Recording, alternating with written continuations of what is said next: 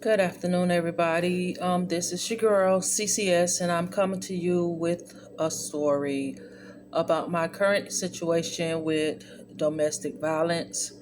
Um, First of all, before anyone says anything, and you notice that my shirt is on backwards and buttoned up backwards and everything, well, it's inside out and everything, is because I am at work.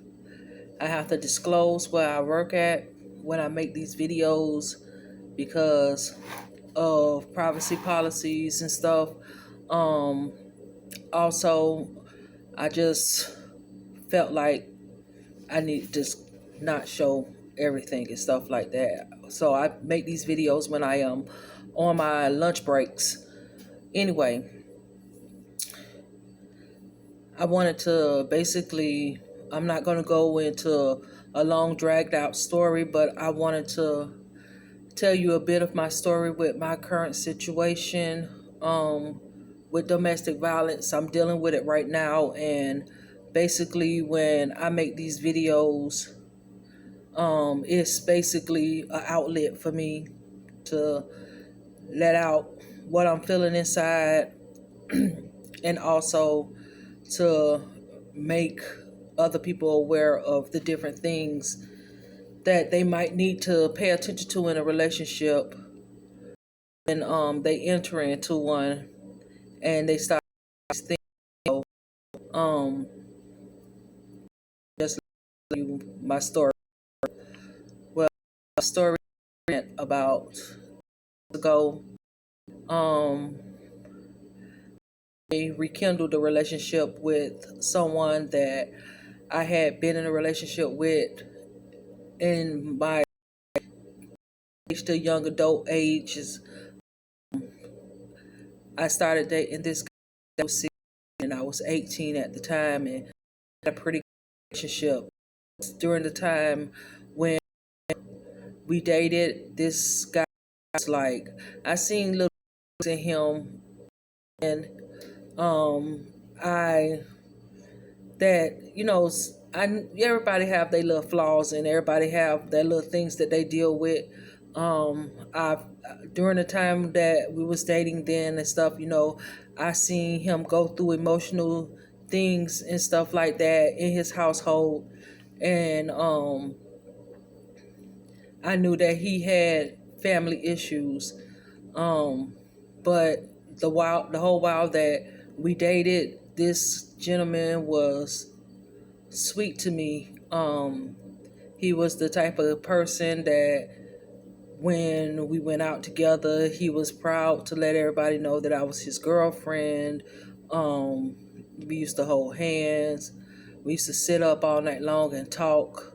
We had eventually moved in together during this time, and it was like, well, a little bit of my pathology. My mother passed away when I was 15, and I had my first child when I was 18. And I met like 2 or 3 weeks after I had my first child.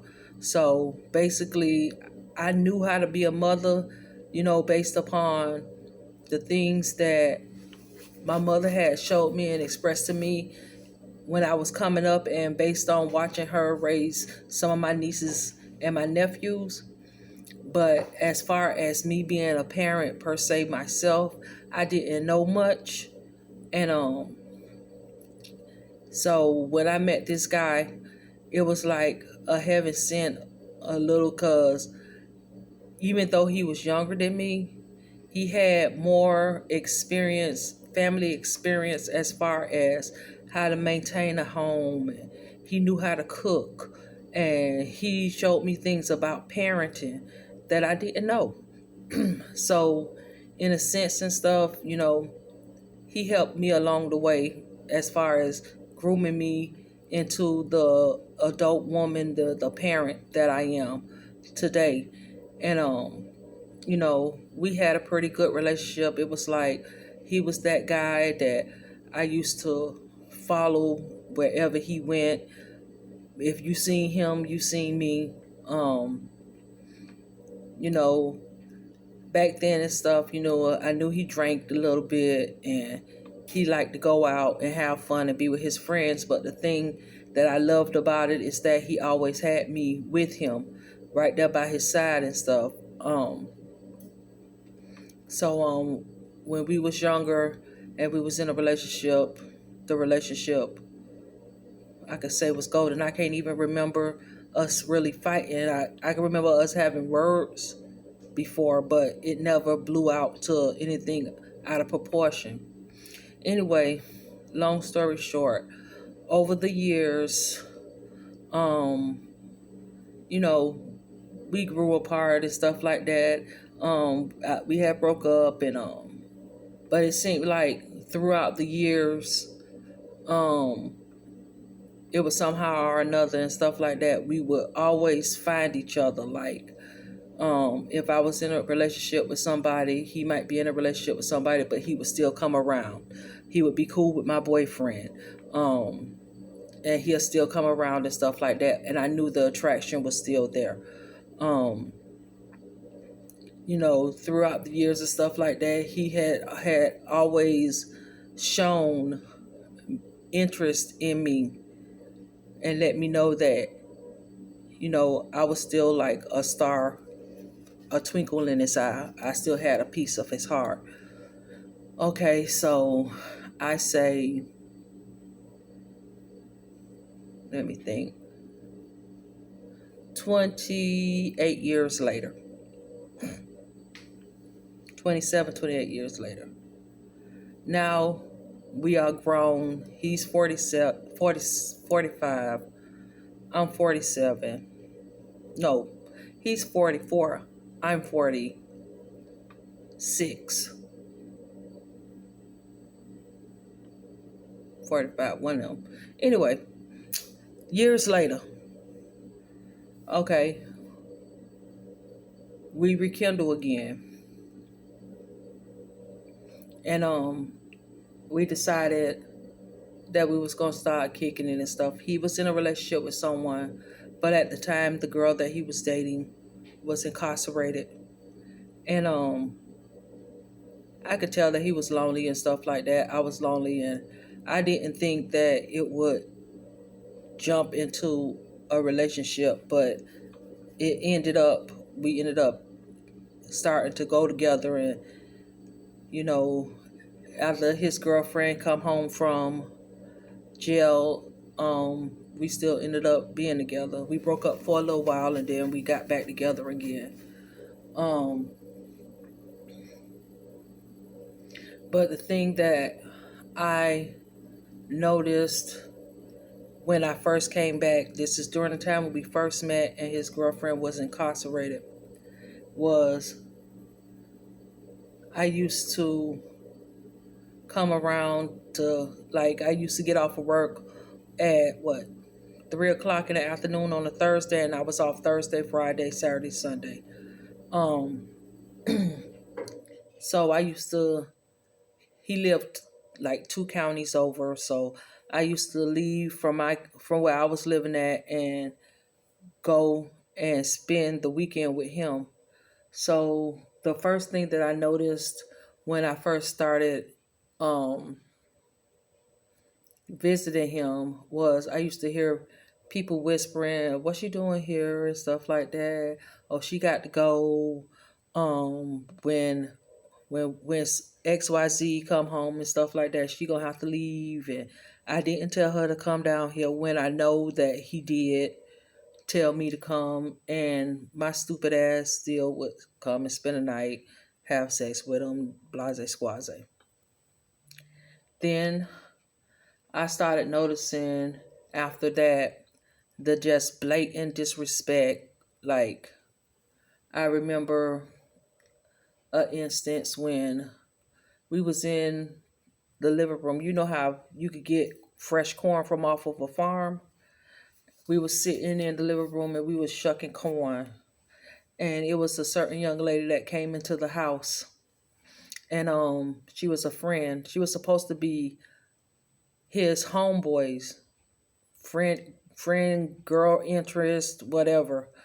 Anyway, Now he was in the his friend was in the house when this happened, but he just got totally disrespectful, and he took a shuck of corn that we had just shucked and took it and put it between his legs like it was a penis, and leaned over the girl and started making gyrating motions over her as if they was having intercourse, and she was like, "Boy, stop," and stuff like that. "Ain't this your boyfriend?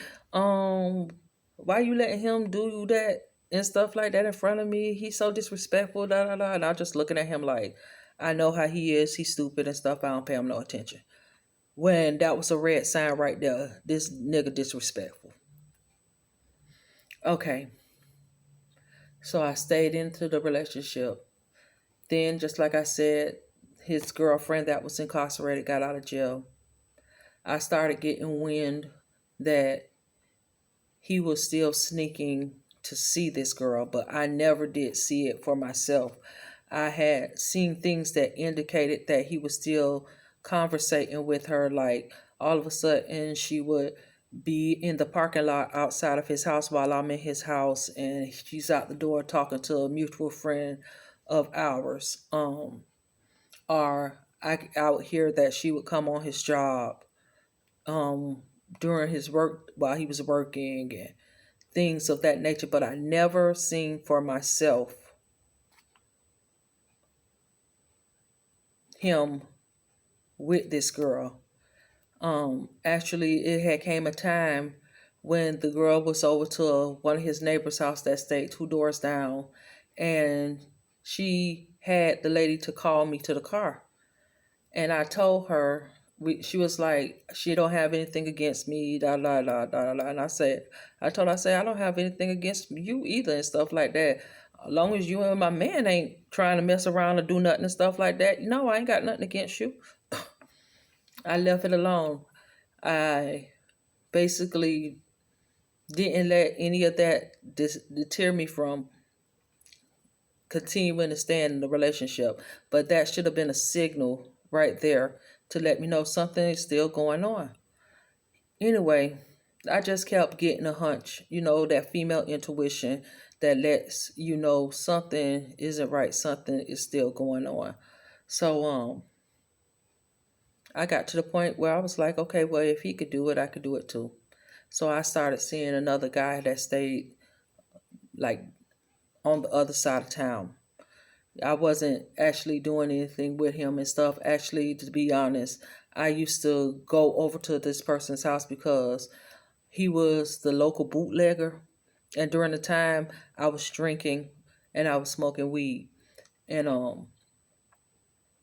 I used to go over there and stuff like that. And I used to sit in his yard, and I knew that that was somewhere where I could go and just sit and chill and get hell from away from my boyfriend's house, and just mellow out. And then the dude smoked weed and stuff like that, so he would throw me a joint, and I would sit in the yard and we would talk and chop it up. But it wasn't anything going on at first. It was when I started noticing his ex-girlfriend just always constantly around. That's when the thought came about, okay, well, if still messing with this girl and stuff like that, hey, I know that this person right here have a slight interest in me. So if he could do it, I could do it too. So anyway, long story short, me and the other guy started kicking it and stuff, and the guy started doing things for me that my boyfriend wasn't doing, like um buying me cell phones when my car had broke down and stuff like that, getting it towed for me, buying me clothes, giving me money to have in my pocket, you know, getting upset because he can't spend time with me because I got a boyfriend, um, paying me attention, just noticing me. And it went from just conversating and talking and stuff like that and just chilling out in the yard, and it ended up into an intimate relationship with him. And it caught me by surprise. Anyway, I was still in a relationship with my boyfriend at the time. I'm gonna say my boyfriend. We are not together anymore, But this is the most current relationship that I was in that I'm talking about. So that if you hear me say my boyfriend, I'm talking to, you get what I'm saying. Anyway, so me and the other guy started getting close to the point where I was starting to sneak and go spend time with him and stuff. Spend 2 or 3 days with him and stuff like that, dipping off. And I had got to the point where um I was like, this guy treat me better than the guy that I'm with, because it seemed like every other day and stuff like that, I was in the house with 30 different men that was his homeboys, and they in the house drinking and doing whatever the hell they do in the house and stuff like that. And I always was basically one out of 2 or 3 other females in the house and stuff, and it's like 30 niggas. We never had the house to ourselves. We never had time to ourselves. We never did anything by ourselves. It was like the whole time and stuff like that. While I was in a relationship with him, I always had to share him with somebody and stuff, and he always put his friends before me. Then it got to the point where his friends started hitting on me, making passes at me and stuff like that. And I would tell him, and he would basically take and turn it around to the point where he would blame me for his friends coming on to me. Oh, it must be something that I'm doing to make them do what they're doing to me. But if I was, why would I be coming to you and telling you what your friends are doing? But still, lo and behold, and stuff like that, he found a way to blame me about it and always uphold his friends above me. So I got tired of it, and one weekend I disappeared and I went out of town with the other guy, and I parked my car in the guy's yard.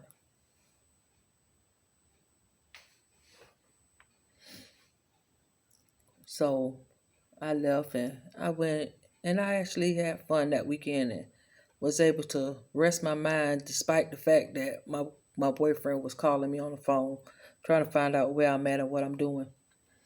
But I enjoyed myself that weekend. And when I got back,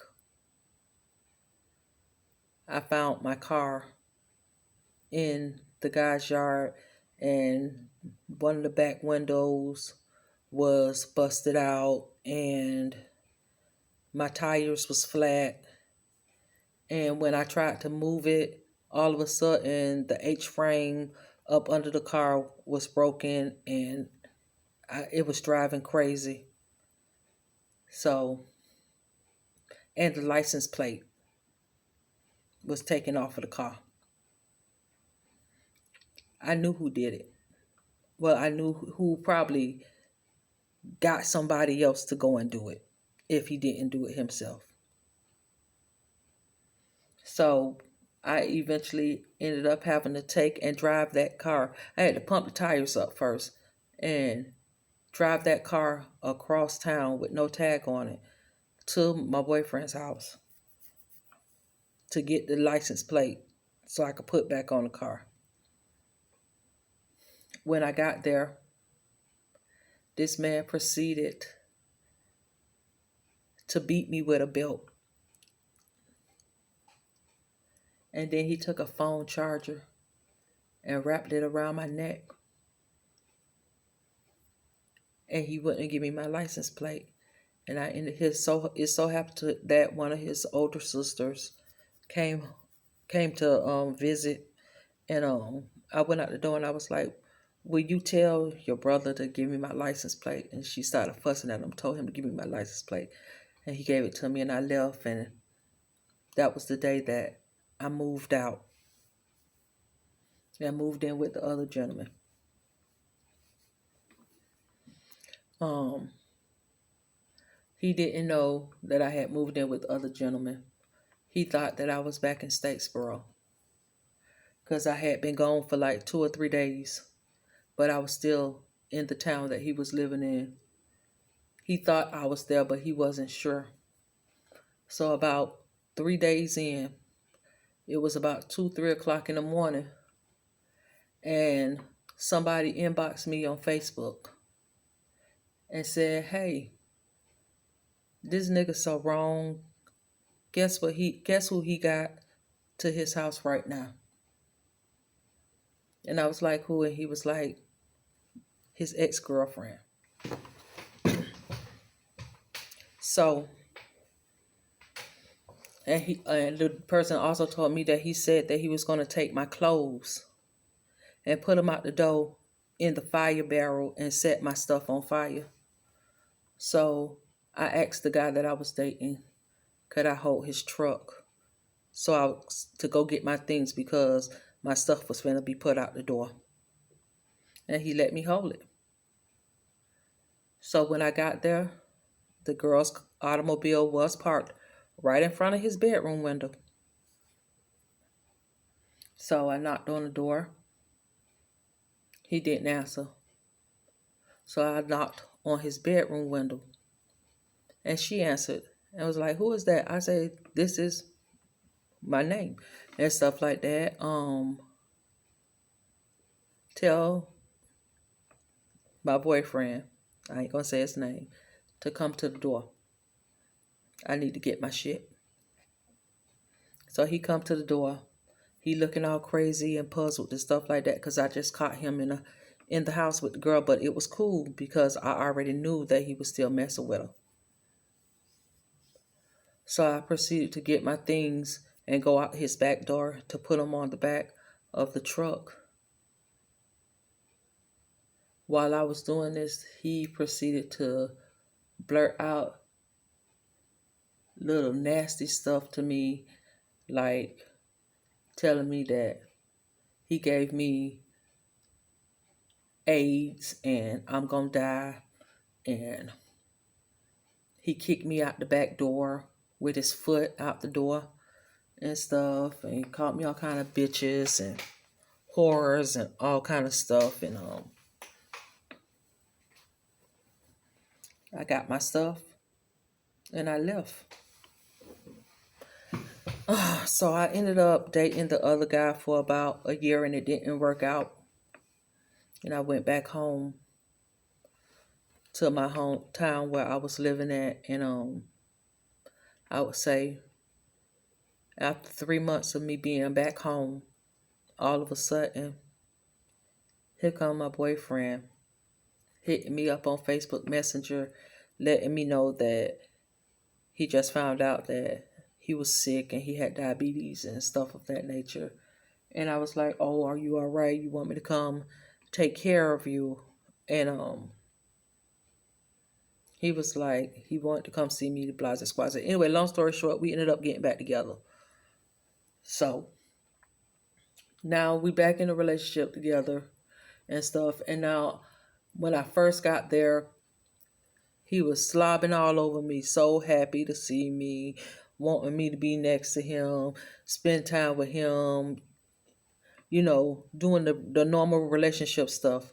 But the thing that he was starting to do that I noticed was he started playing in my face a lot, playing slap, wanting to play hit and stuff.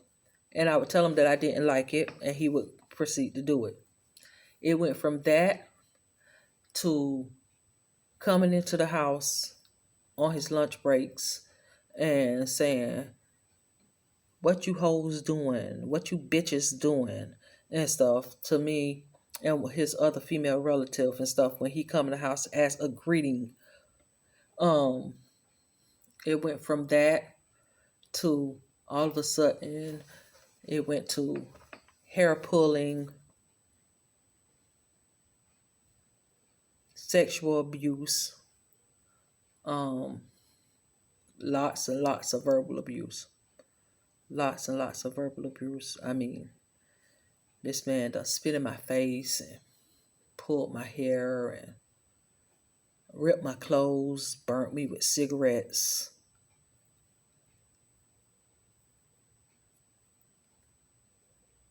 Hmm. Tell me to get out of his house every weekend that I come and visit him. Embarrass me in front of his family and friends because of the things that his friends said to me.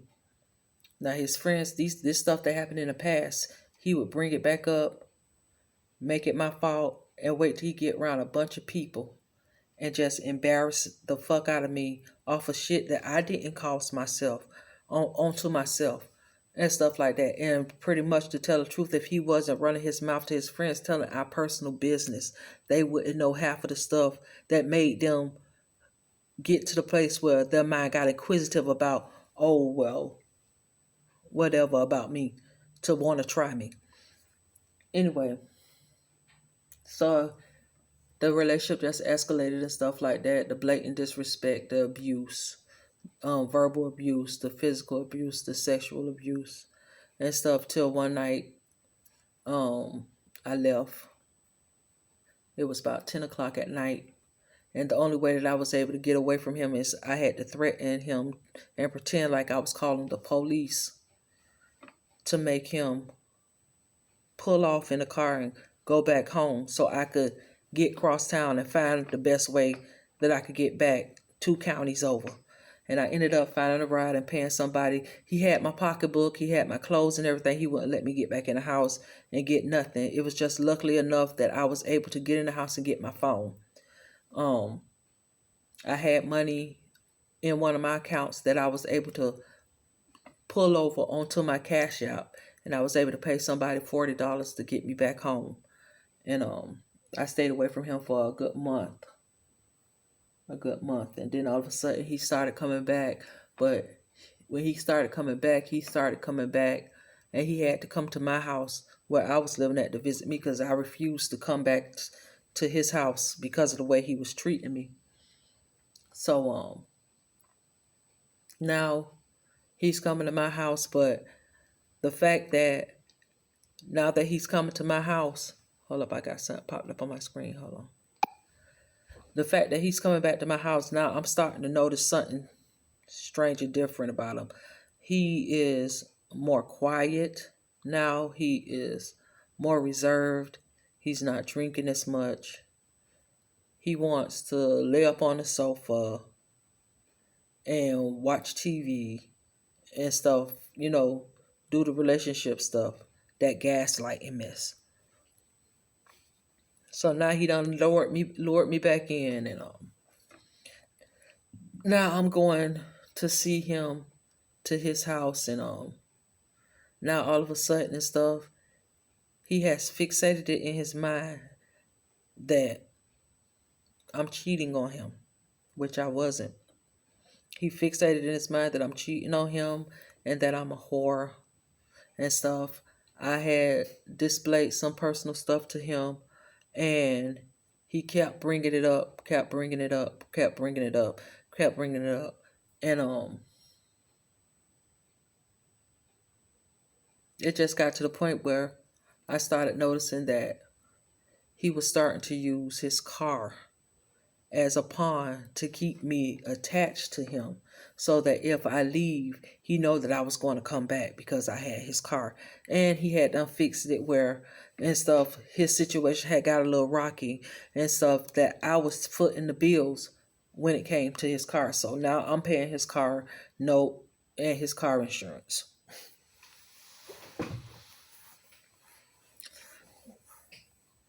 The final straw was this a couple of weekends ago. I went to his house, and he had been doing this and stuff for months. I say from February up until, I'm going to just keep it raw with you, from February 2023 up until September 2023. He has been distant, verbally abusive, mentally abusive, emotionally abusive, sexually abusive. He hasn't been present and stuff. Always on the go. Leave in the morning, come back in the afternoon, or leave in the morning, come back when it's dark. Um, then when he gets there, all he want to do is drink, lay down in the bed, go to sleep. No talk, no communication with me, going away from me all day long, whatever.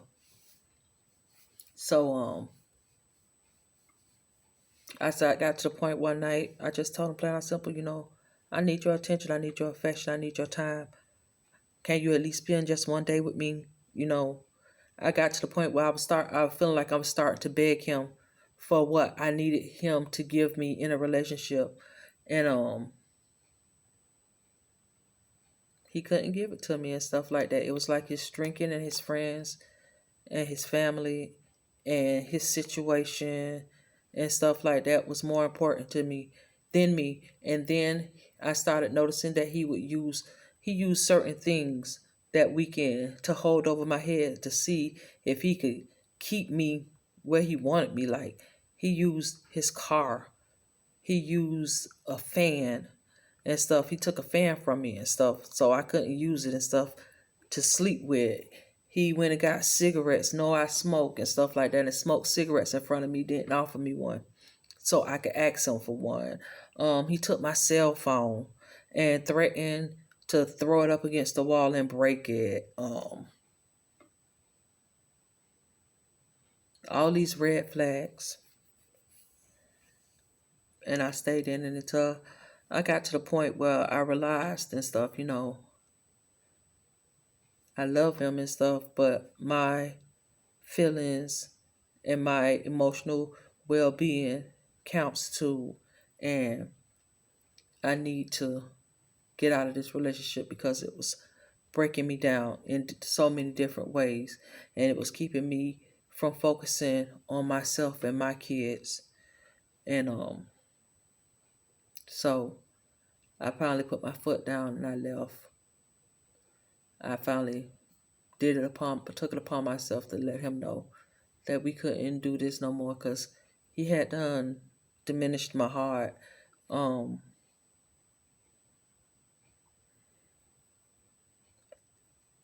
the thing about it is that I feel like he loved me, and I know that I love him because I went hard in the paint for him.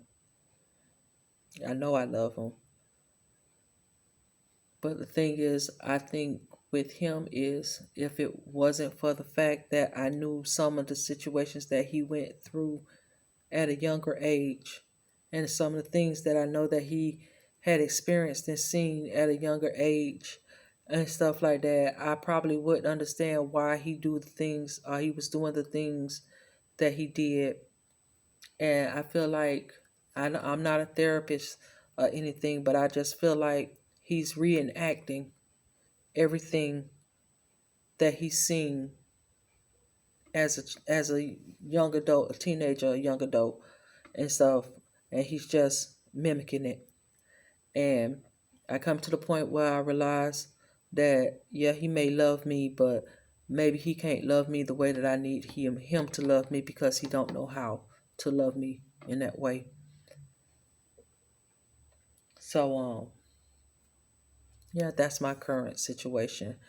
Um no woman deserves to be talked to all kind of ways and disrespected and hit on and abused in any form. So this is my current story of my most current relationship. I got plenty of more stories that I could share with you because I've been a victim of domestic violence and sexual assault since I was 12 years old. But this is just one of my stories, and I just wanted to share it with you guys. Don't let nobody treat you any type of way. Let me look at my notes. And if you know anybody that is going through any kind of domestic violence situation, or you are in a domestic violence situation, you don't see no way to get out, you need help, um, you can always call the National Domestic Violence Hotline at 1-800-799-7233. No one should be a victim to physical, domestic, psychological, financial, materialistic, discriminatory, organizational, any acts of neglect, acts of dishonesty by omission, and self-neglect.